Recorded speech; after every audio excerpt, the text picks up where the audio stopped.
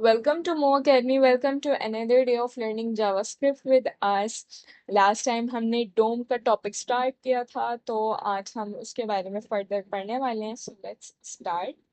आज का जो हमारा टॉपिक है वो है सेलेक्टिंग डोम एलिमेंट्स. अब मैंने आपको बताया था कि आपको कोई भी HTML पेज के अंदर चेंजिंग करनी होती है तो आपको जो है ना वो डोम के थ्रू करवानी होती है. आपने जावास्क्रिप्ट डालनी है अपने एलिमेंट्स के अंदर, टैग्स के अंदर, तो वो आप करवाते हो डोम के थ्रू. ठीक है. अब डोम के थ्रू आप कैसे करवा सकते हो, आपके पास कौन से ऐसे मेथड्स होते हैं जिनका यूज करते हुए आप जो है ना वो डोम एलिमेंट्स को एक्सेस कर सकते हो, उनमें कोई भी चेंजिंग कर सकते हो. अब चेंजिंग किसी भी टाइप की हो सकती है, भले से आपको जो है ना उसमें कोई लेट से अपडेट करना है, कोई चीज़ ऐड करनी है, डिलीट करनी है, या तो सिर्फ रीड ही करनी है. तो ये सारी चीज़ें आपको करने के लिए पहले उन एलिमेंट्स को सेलेक्ट करना पड़ेगा. अब वो किस तरह से होता है तो वो आज का हमारा टॉपिक है. तो सबसे पहले हमारे पास क्या मेथड होता है, हमारे पास होता है गेट एलिमेंट बाय आई. इससे क्या होता है कि लेट से हम मैं इसको आपको डायरेक्टली एग्जांपल में बताती हूँ कि मैं यहाँ पर अपने HTML पेज के अंदर आऊंगी. ये मेरा बेसिक सिंटेक्स लिखा हुआ है मेरे पास HTML का. इसके बाद ये चीज़ें तो वो हैं जो हमने स्टार्टिंग के लेक्चर्स में कुछ देखी थी.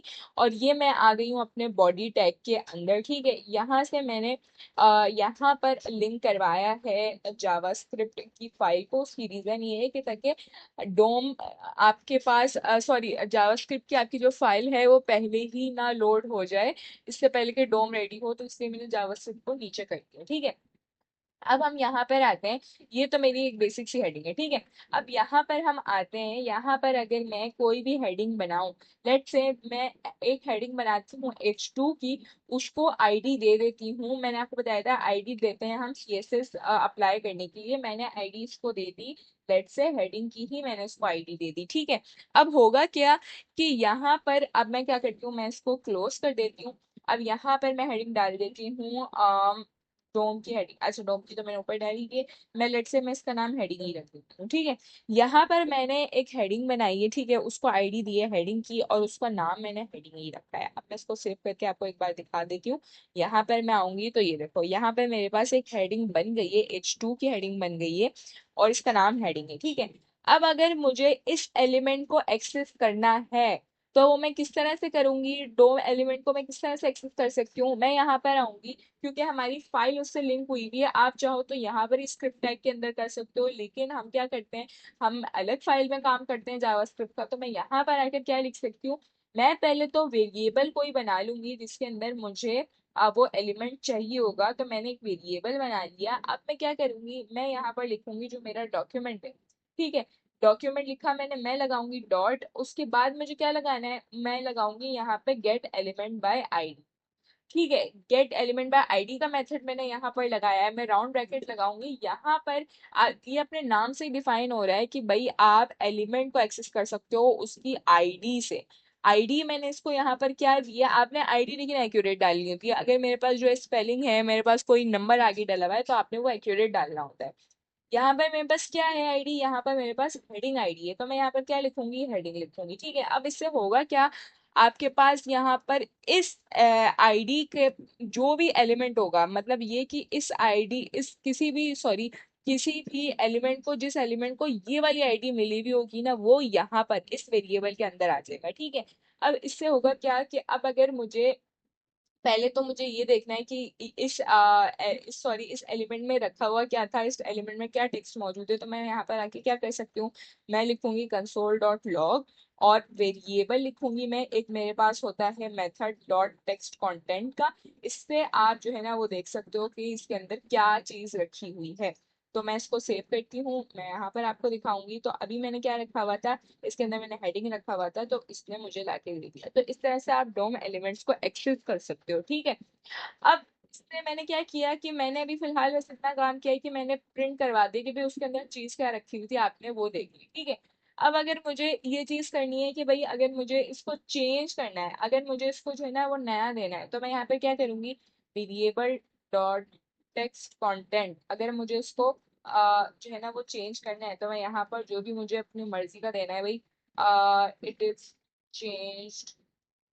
ठीक है. इट इज चेंज में दे देती हूँ. अब मैं इसको यहाँ पे सेव करूंगी और अब मैं आपको आगे यही वाली चीज मैं इसको यहाँ पर कॉपी करूंगी और यहाँ पर अब मैं इसको जब प्रिंट करवाऊंगी तो मैं इसको सेव करती हूँ। अब मैं यहाँ पर आती हूँ, देखो इसमें क्या किया, इस पे चेंज कर दिया। तो इस तरह से आप डोम एलिमेंट्स को एक्सेस करके उनमें कोई भी चेंजिंग कर सकते हो, ठीक है, जावास्क्रिप्ट के थ्रू। अच्छा, जिस तरह से गेट एलिमेंट बाय आईडी का मैंने आपको मेथड बताया, ऐसे एक दो और होते हैं। गेट एलिमेंट बाय क्लास का होता है, गेट एलिमेंट बाय टैग का होता है। उसमें क्या होता है, उसमें भी सेम यही काम हो रहा होता है, बस जिस तरह से ये अपने नाम से ही डिफाइन हो रहा है कि भाई आप को ये वो एलिमेंट लाके देता है जिसकी आईडी आप यहाँ पे मेंशन करते हो। इसी तरह अगर मैंने यहाँ पे गेट एलिमेंट बाय क्लास लगाया तो आपको ये वो एलिमेंट लाके देगा जिसके क्लास यहाँ मेंशन करोगे। वो फिर एलिमेंट लाके देगा अगर आपने गेट एलिमेंट बाय टैग का मेथड यूज किया है कि जिसकी आप टैग यहाँ पर मेंशन करोगे।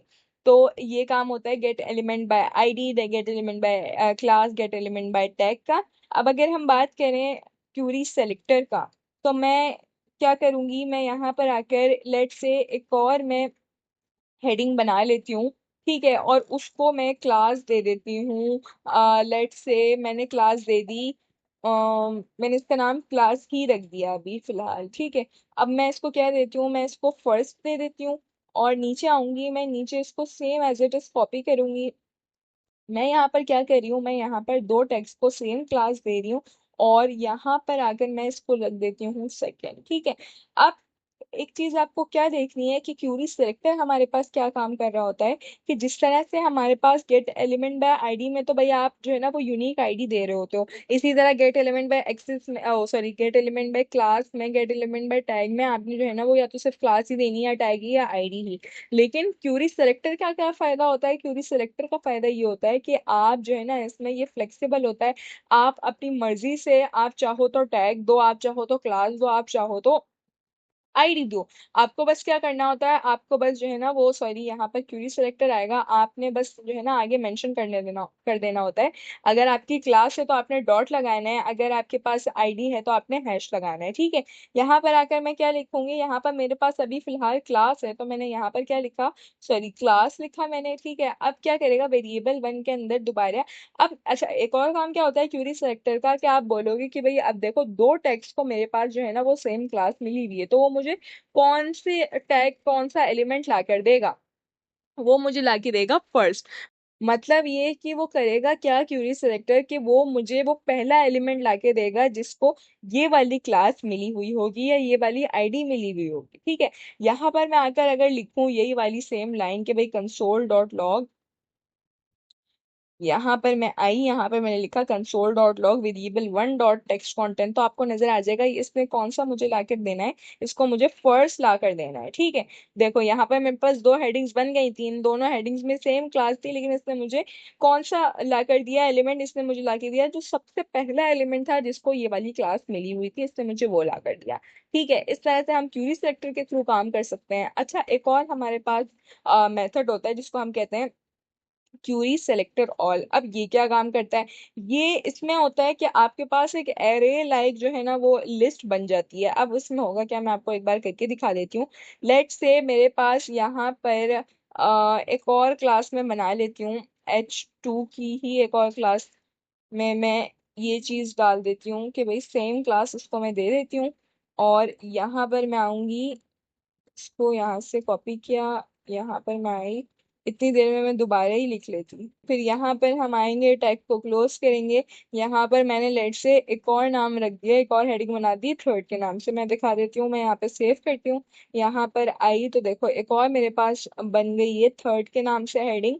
मैं यहाँ से आके इसको सही कर देती हूँ, देखो थर्ड के नाम से एक और मेरे पास हेडिंग बन गई है।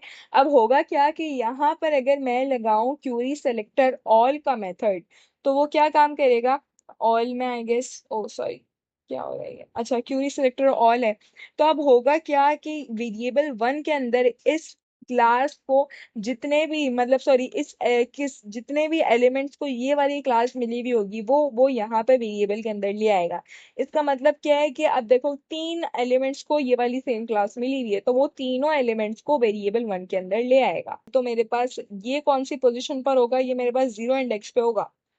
तो अगर मैं यहाँ पर जीरो इंडेक्स दूं, मुझे चाहिए कि भाई वेरिएबल वन के अंदर जीरो इंडेक्स पे जो टेक्स्ट पड़ा हुआ हो आप उसको वो प्रिंट करवाओ। तो मैं यहाँ से सेव करके आपको दिखाती हूँ। तो देखो इसने मुझे क्या दिया है, इसने मुझे फर्स्ट प्रिंट करके दे दिया, क्योंकि जीरो इंडेक्स पर जो मेरे पास पहला एलिमेंट था वो होना चाहिए था, जो था फर्स्ट। अगर मैं यहाँ पर वन लिखती तो मेरे पास, इधर मैं वन कर देती हूँ, सेव किया, तो मेरे पास वो क्या देगा, मुझे वो सेकंड देगा। तो ये हमारे पास आज का टॉपिक था कि आपने देखना था कि आप किस तरह से डोम एलिमेंट्स को सेलेक्ट कर सकते हो, उनको आप एक्सेस किस तरीके से कर सकते हो। ये आज का हमारा बहुत सिंपल सा टॉपिक था। नेक्स्ट टॉपिक हमारे पास बहुत जो है ना वो इम्पोर्टेंट है। तो इनशाला हम जो है ना नेक्स्ट जो टॉपिक है वो नेक्स्ट आने वाली वीडियो में, डोम से रिलेटेड ही टॉपिक है, वो नेक्स्ट आने वाली वीडियो में कवर करेंगे। तब तक के लिए टेक केयर एंड अल्लाह हाफिज।